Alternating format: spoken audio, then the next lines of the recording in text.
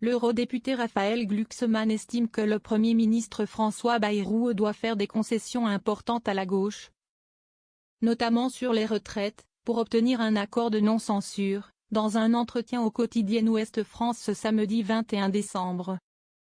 Il faut que le camp présidentiel soit prêt à des concessions importantes sur les retraites, le pouvoir d'achat, la justice fiscale. Sinon, ce n'est pas un compromis, si est une reddition, affirme le responsable de Place Publique qui a mené la liste des socialistes aux élections européennes, arrivant en tête de la gauche.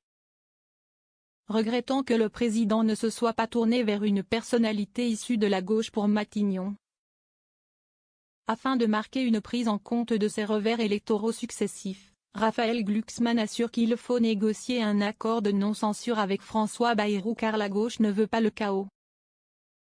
Mais pour que ça puisse fonctionner, il faut des évolutions majeures sur le fond, ajoute-t-il.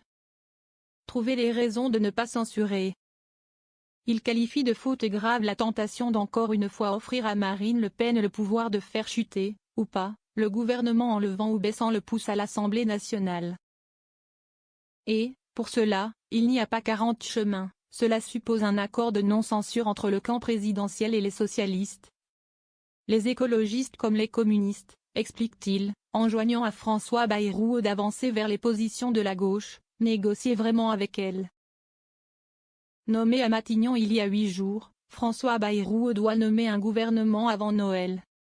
Le Parti socialiste, qui s'était dit prêt au compromis a regretté jeudi de n'avoir pas trouvé les raisons de ne pas censurer le nouveau Premier ministre. Son chef, Olivier Faure, s'est dit consterné de la pauvreté de ce qui a été proposé.